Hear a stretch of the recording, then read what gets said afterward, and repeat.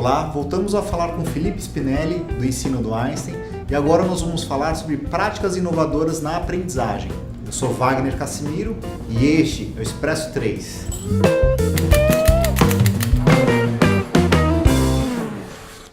Felipe, quais as práticas de aprendizagem que você considera inovadoras tanto no ensino quanto na educação corporativa dos funcionários aqui do Einstein? Bem, o que a gente tem tentado, de fato, é fazer com que os treinamentos cada vez sejam mais ativos, né? Esse é um dos grandes desafios, né? Um dos centros que a gente tem aqui, que é uma referência, é o Centro de Simulação Realística, né? Eu acho que ele é realmente o estado da arte em termos de prática. Então lá você tem robôs que respiram, reagem a estímulos e você consegue recriar cenários bem realistas.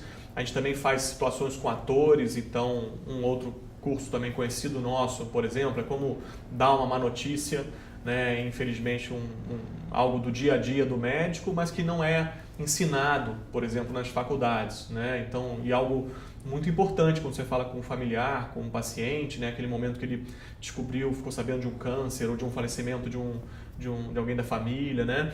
Então, a gente hoje trabalha com a teoria, mas trabalha com a prática de uma forma muito presente, muito viva.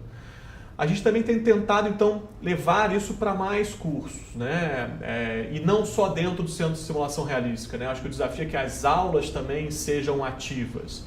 Então, por exemplo, na Faculdade de Medicina, a gente fez todo um currículo baseado em metodologias ativas de ensino. A gente usa o TBL, que é o Team Based Learning, como sendo a principal metodologia de dinâmica ativa de ensino.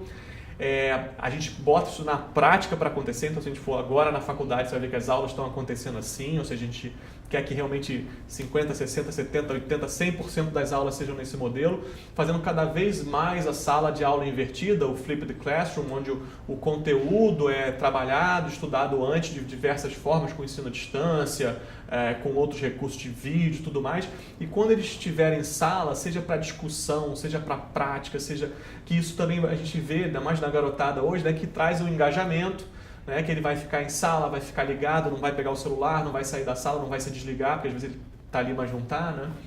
Então a gente cada vez mais traz essas práticas para o nosso dia a dia.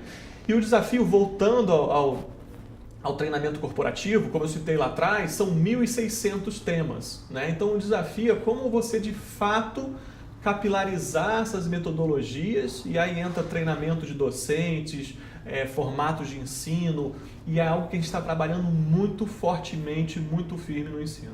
Legal. E vamos lá, tem dois tipos de alunos, né? Aquele que vai abraçar e aquele mais conservador, tradicional, que vai querer ficar sentado escutando.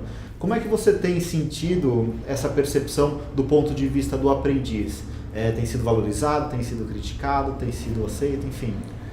O que a gente tem visto, quando o ciclo é feito todo correto, né? Ou seja, o ciclo em termos de definição dos conteúdos e daquele currículo corretamente, uma discussão, então, quais são os objetivos de aprendizagem para aquele aluno naquele conteúdo, naquela aula, e aí sim, quais são as melhores dinâmicas de ensino frente àquele conteúdo. Então, o que a gente vê quando esse ciclo ele é todo seguido no desenho do curso, na aplicação do curso, assim, o engajamento do aluno é altíssimo, né? Então, não é você apenas pegando qualquer prática dinâmica de ensino, porque eu tenho que colocar uma coisa ativa, vou usar um case aqui.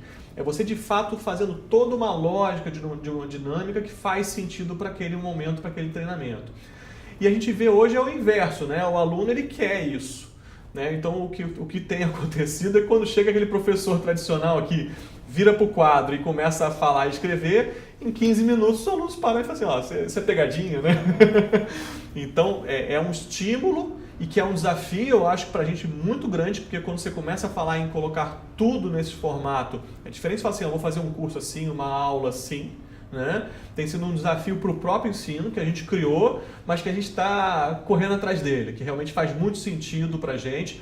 Quando você fala de treinamento interno também, você pega um funcionário que, poxa, demorou às vezes 1 hora ou 2 horas para se deslocar até aqui, que tem um dia puxado na assistência, atendendo o paciente, que ele tem que estar sorrindo e tudo mais.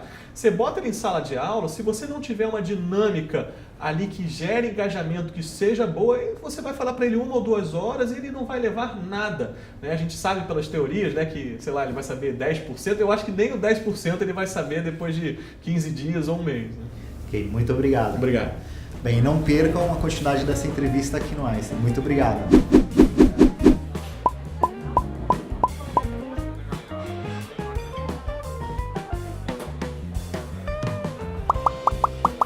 Tem um desafio muito grande na...